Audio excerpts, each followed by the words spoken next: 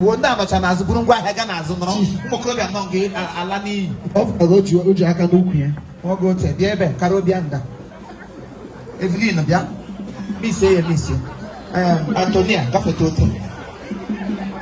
mix it up red and carton color mix up don't just go one sided Veronica gafeto okay this is wow okay, you know what we'll do, you come here. Spend time on one. Because I'm not gonna pass any this yeah. Only going to banana. One of them rota. Holalo.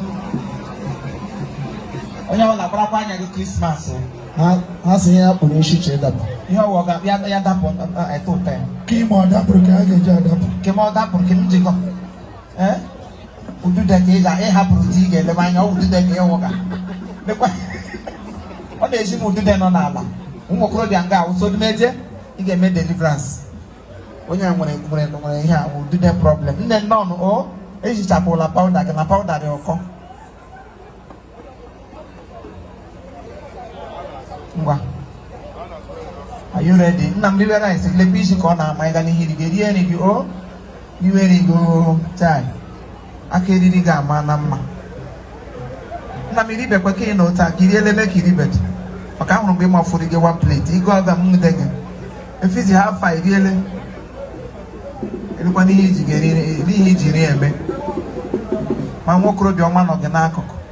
Onye a dị oke nke ka nke ọzọ ha ịkpọrọ bịa dị ọda dị mma. Ele onye ụda ị ga-ada anyị na-ashị adele emegwule spine oso babale anya na nne hapụ onye na-eku nne behold unto the food leave the food ịchara anya chi nwatakịrị n'anya na-ekufe wee ofe mgbe a chọrọ m ịgbara anya m Christmas nne nọ ọbịawa na our madam small time. Are you okay now? Are you obedient? All of us. Are you sure? Yes. Yes. Yes. Yes. Yes. Yes. Yes. Yes. Because when we have woman that get like everybody should be obedient.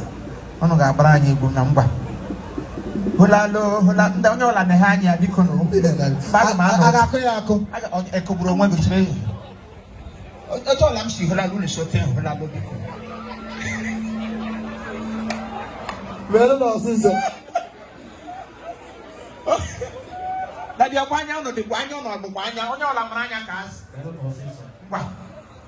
Asọsọ fonye ga-emeli ya dị. Ele onye wo kai madam ha nwere ike mesitere ha ihe ewuro ihe. Ke ga amachi ụzọ ga amachi patron ụzọ ha ruo oge. Onye nwanyị nọ nyere. All right, my people, these people are our own. They are come. Each time I meet them, or each time I run onto them, or I run into them, or I zoom into them, I'm always happy seeing them being useful for themselves, or to themselves, or at themselves. You know, so many of their mates are somewhere, you know, but then they choose to work.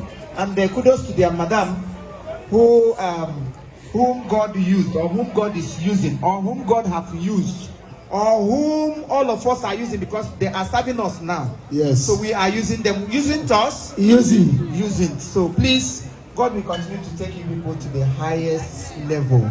For you to have recruited these beautiful ones and then make their life meaningful. Their purpose of coming to you will never be in vain. And through this work, they will all locate their life partners. Amen. Look at us here. I know.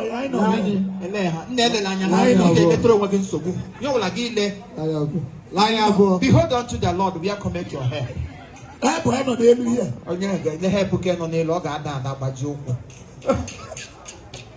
All right, I am happy for you. I think I have done what. Yes, thank you very much. So go on and excel. Smile, Eliza, smile. Honorable Duke, I respect your presence. You can join them if you are interested than asking for money every day. Can I join the chief? Control